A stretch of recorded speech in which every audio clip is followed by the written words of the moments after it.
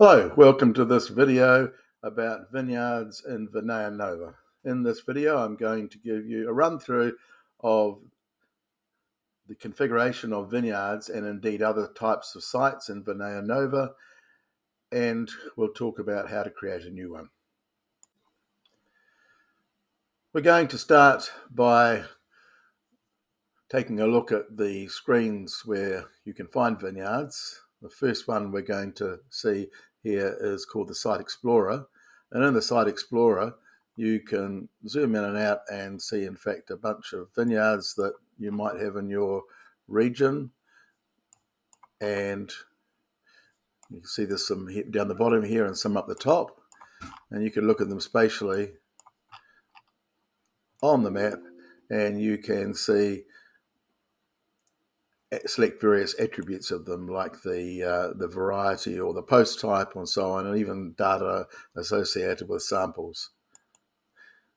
We can also see, though, the same vineyards in a different view where we look at the activity that's underway, and we're going to pick a type of activity, in this case cuts, and we can see that here's a vineyard here that has got a job recorded against it, and the vine cutting is 3% through in these blocks.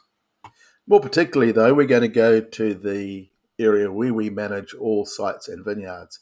To do that, we click on the fourth icon down on the side menu.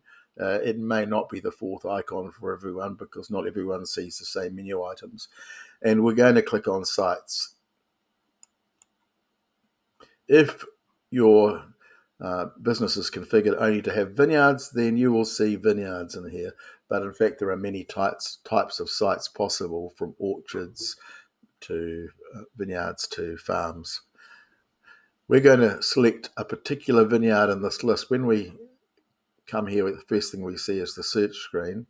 And I've actually got quite a few vineyards loaded in here across different countries. So we'll see in here there's a bunch of vineyards.